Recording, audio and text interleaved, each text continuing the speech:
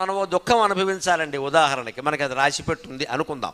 పుత్ర వియోగమో, భార్యా వియోగమో, భర్తృవియోగమో, ధన వియోగమో, పేదరికమో, ఏదైనా సరే అదొక కర్మ రాసిపెట్టుంది అనుకుందాం. పూర్వం ఉంది, అది వస్తుంది, తోసుకొని వస్తుంది కదా. ఎలా వస్తుంది తెలుసా? అది మన చుట్టూ తిరుగుతూ ఉంటుందండి, జన్మాంతర కర్మ. మనం పరిశుభ్రమైన ఆచారాలు పాటిస్తే, మనస్సులో ఎప్పుడు భగవన్నామస్మరణ చేస్తే అది పైనే ఉంటుందండి, కిందికి రాదండి. దయచేసి ప్రయత్నం చేయండి, దయచేసి ప్రయత్నం చేయండి.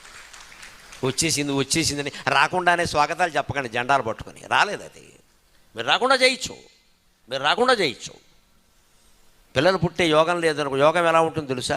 పుట్టవలసిన వాడు ముందు తండ్రి నెత్తి మీద తిరుగుతాడు, తల్లికి సంబంధం లేదు. దయచేసి ఆడాళ్ళని ఏమి అనకండి. పిల్లలు పుట్టడానికి కానీ పుట్టకపోవడానికి కానీ, ఆడపిల్లలు పుట్టడానికి కానీ మగపిల్లలు పుట్టడానికి కానీ మగవాడే ఎక్కువ కారణం, ఆడవాళ్ళు కారణం కాదు. శాస్త్రమే చెప్పింది ఆ మాట. ఒడ్రాలు అని ఆవిడకు పిచ్చి మాట ఒకటి